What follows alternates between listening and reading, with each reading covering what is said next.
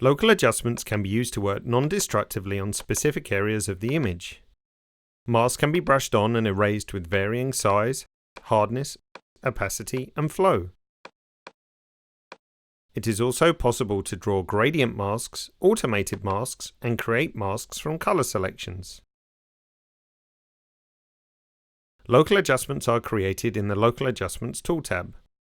The tools that are compatible with local adjustments are preloaded into this tool tab in the default Capture 110 workspace. The Local Adjustments tool handles the creation and management of adjustment masks. New masks are created by clicking the plus button or deleted by clicking the minus button. Individual masks can be named to help keep track of their purpose. To apply a mask, first choose a brush type here or from the cursor tools in the toolbar. Masks are created using a brush or the gradient tool.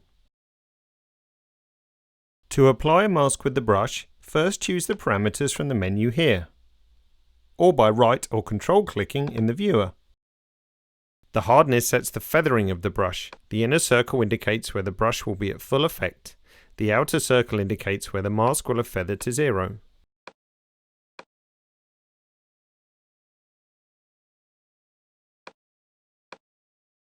A lower opacity mask will reduce the underlying effect of the applied adjustment.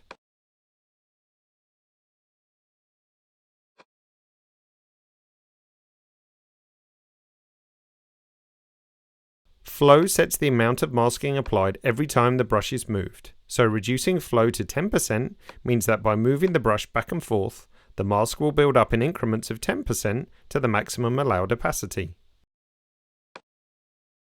The airbrush option allows you to build up the mask based on time instead of movement. It works by generating virtual strokes that are added on top of each other. By holding down the mouse in one area, the effect of the brush is multiplied. In this case, flow will still control the increment of opacity, therefore the higher the flow value, the more intense the build-up effect will be.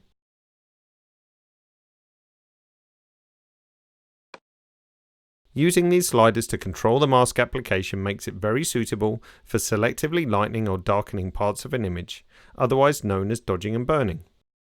Note that Wacom tablets are also supported with the pen pressure option. This correlates pen pressure to brush size. To toggle the mask view on and off, press M on the keyboard.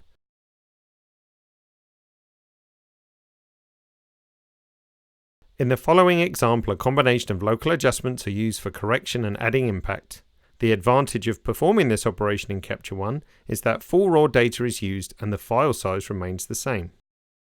The gradient mask is often useful for equalizing exposures in different parts of the image. Choose the gradient mask brush by clicking and selecting here or by pressing G on the keyboard. Click and draw over the image. The start point of your mask will be the area where the adjustment will be most apparent. Where you finish, the mask will have faded to 0. Use the Shift key to keep the gradient line straight. Adjust the layer by using any of the available tools.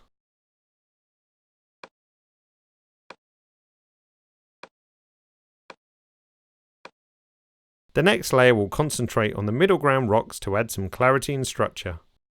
Add a new layer and name it. Set brush parameters and mask the object.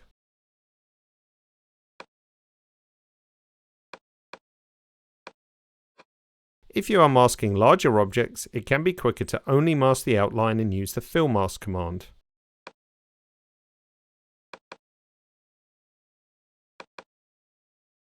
As before, adjust the layer with the desired controls.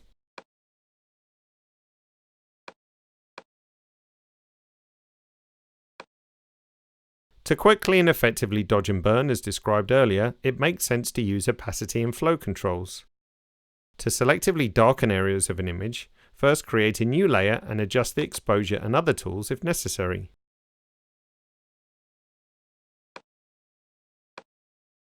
Setting opacity and flow at lower values helps to aid a gradual build-up of the mask properties, making it easier to create a subtle and natural change. Keep the mouse button held down or the pen in contact with the tablet and brush away.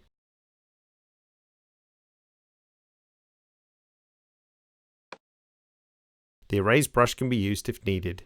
Check the Link Brush and Eraser settings to copy from one to another.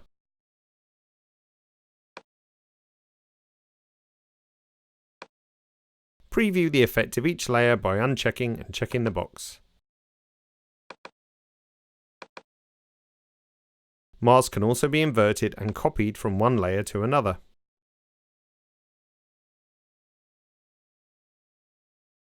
Masking objects with straight edges is simplified with straight line masking.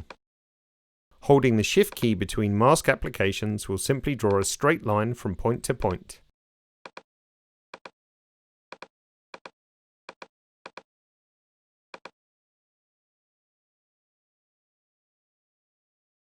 If there is a reasonable contrast definition between elements in the image, then the Auto Mask feature can be used. Check the Auto Mask box. Note the brush icon now has 3 circles.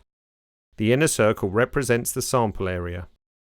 During brushing, the mask will stop or find the edge when the content inside the sample zone differs compared to the outermost circle. The Auto Mask will not show until the mouse or pen is released.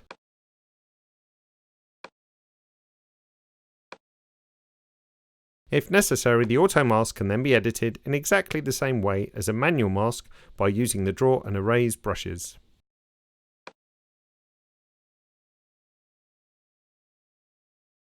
In each of the tools in the Local Adjustments tool tab, there is a small icon in the menu bar of the specific tool. This means that the adjustment will be carried out on the currently selected layer, indicated here and here. This option is automatically set for the tools preloaded into the Local Adjustments tool tab in the default Capture One 10 workspace. It can be changed in the Tool submenu if necessary.